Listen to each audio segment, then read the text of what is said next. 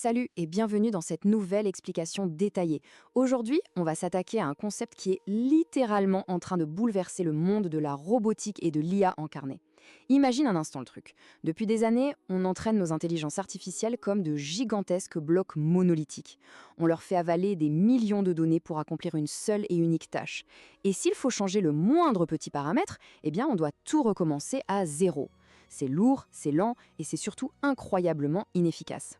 Mais là, on vit un vrai changement de paradigme. On abandonne cette structure monolithique pour une approche modulaire, une véritable révolution des blocs Lego. Ce concept ultra puissant, c'est ce qu'on appelle la recomposition de comportement. Alors, si tu es en licence ou en master d'informatique, ou juste passionné par les technos de demain, installe-toi bien. On va plonger dans l'ingénierie et les maths derrière tout ça, et tu vas voir, c'est fascinant. Au menu aujourd'hui, on va faire simple et structuré.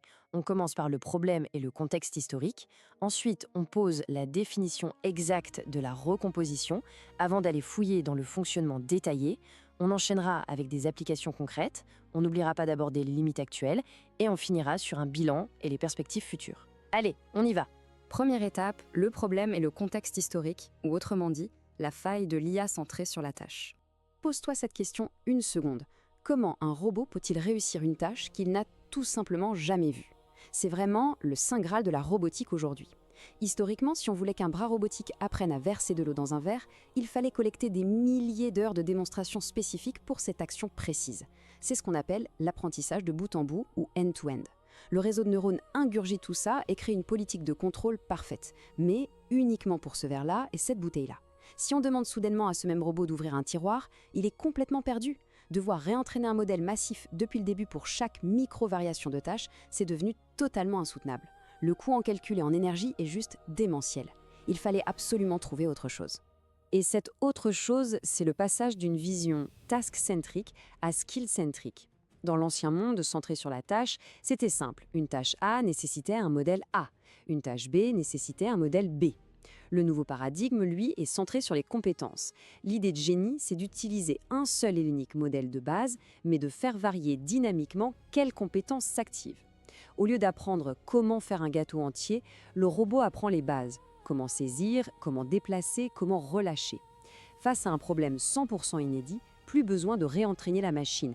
Il suffit d'emboîter ses compétences fondamentales, un peu comme on clipserait des briques Lego, pour s'adapter à la volée.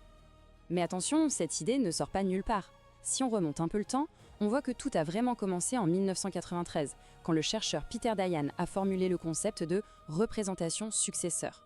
En gros, il a eu l'idée théorique de séparer la dynamique de l'environnement de la récompense immédiate. Plus tard, grosse avancée en 2015, Mahindran et Vedaldi publient des travaux hyper importants sur l'inversion de caractéristiques. Ils prouvent qu'on peut isoler et visualiser la façon dont un réseau de neurones comprend des concepts modulaires. Et tout ça nous amène directement à notre époque, autour des années 2024-2026, avec l'explosion des modèles VLA, c'est-à-dire Vision Language Action, et la création des fameux graphes compétences-état. C'est ce qui permet enfin de sortir ces théories mathématiques des labos pour les appliquer à des vrais robots physiques. Bon, maintenant qu'on a le contexte, passons à la définition formelle de cette recomposition, ce fameux paradigme modulaire. Voici la définition académique rigoureuse. La recomposition de comportement, c'est une technique qui combine des comportements élémentaires qu'on a appris au préalable dans le but de générer des comportements complexes et inédits, de manière autonome et surtout sans aucun réentraînement complet. Pour que ce soit limpide, prends l'analogie de la cuisine. Si tu veux préparer une toute nouvelle recette de bœuf bourguignon que tu n'as jamais testée, tu ne vas pas réapprendre comment émincer un oignon ou comment allumer ta plaque de cuisson. Ces compétences de base, tu les maîtrises déjà. Ton cerveau va juste recomposer ses acquis dans un ordre inédit dicté par la recette. Eh bien, c'est exactement la même philosophie pour nos robots. On crée une bibliothèque d'actions primitives et un planificateur de haut niveau va les agencer à la demande. Cette citation, qu'on retrouve dans la littérature scientifique, c'est vraiment le cœur du réacteur. Les caractéristiques successeurs découplent la dynamique des récompenses attendues, établissant une indépendance algorithmique dans l'attribution du crédit. Il y a deux concepts hyper importants ici. D'abord, les caractéristiques successeurs.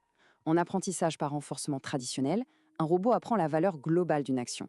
Ici, on force le robot à prédire quels seront les états futurs de l'environnement, sans même s'occuper de la récompense. Ensuite, l'idée de modularité. En découpant le problème, l'algorithme gagne une totale indépendance mathématique. Ça veut dire que modifier ou rajouter une compétence ne va pas venir détruire ou écraser les autres. C'est cette indépendance algorithmique qui rend la réutilisation des compétences possible à l'infini. Ce qui nous mène naturellement à la troisième partie, le fonctionnement détaillé. Allons voir ce qui se passe sous le capot de la composition de compétences. Ce qui est génial avec ce schéma du framework MomaStage, c'est qu'il illustre parfaitement l'architecture nécessaire pour réaliser tout ça. On y trouve 2 éléments clés. Premièrement, le graphe compétences-état. Concrètement, c'est une carte topologique qui relie les compétences aux états physiques possibles. Ça définit ce qui est logiquement faisable dans le monde réel. Deuxièmement, le fameux modèle vision-langage-action. Le modèle VLA. C'est le cerveau sémantique de l'opération. Pour visualiser, imagine une immense gare de triage ferroviaire. Le modèle VLA, c'est l'aiguillère en chef.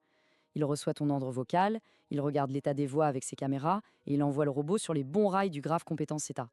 Le graphe, lui, sert de sécurité physique absolue.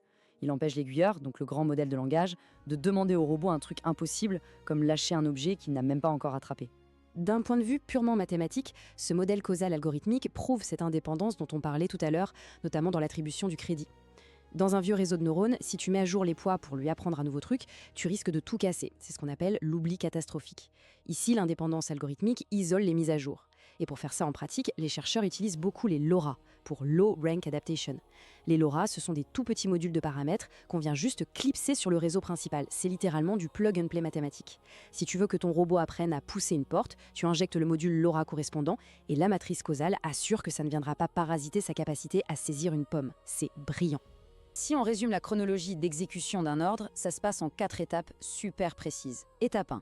Le modèle de langage capte ton prompt vocal et le découpe en une série de compétences sémantiques de base. Étape 2. Le système ne fonce pas tête baissée. Il confronte ce plan au graphe compétence état pour être sûr que les lois de la physique sont respectées. Étape 3.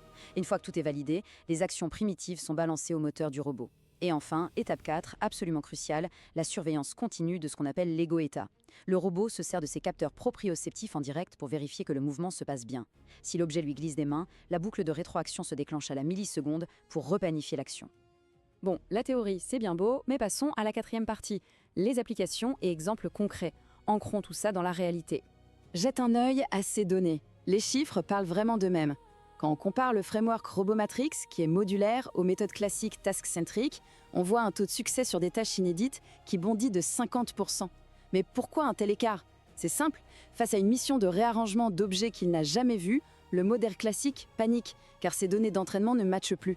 Le modèle modulaire, lui, s'en moque. Il ne sait même pas que la tâche est nouvelle. Il regarde les objets, pioche la brique saisir dans sa mémoire, ajoute la brique déplacer et résout le puzzle en direct. C'est l'impact direct et quantifiable du fait de séparer l'intelligence de planification de l'exécution motrice. Et pour valider ça, les chercheurs utilisent des environnements de test ultra sévères, comme le benchmark Libero 10R.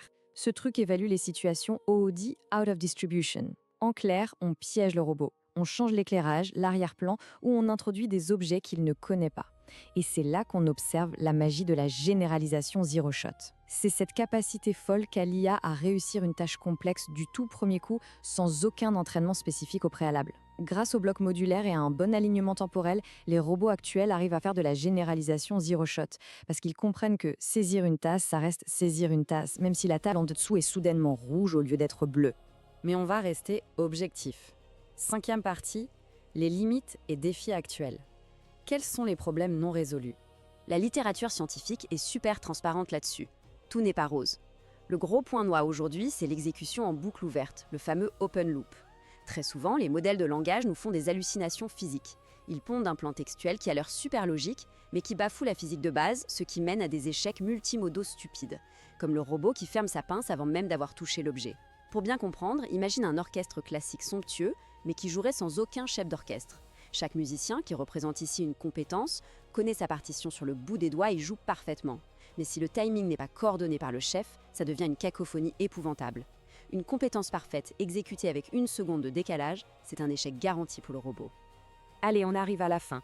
6e partie, le bilan et les perspectives sur l'avenir de la généralisation.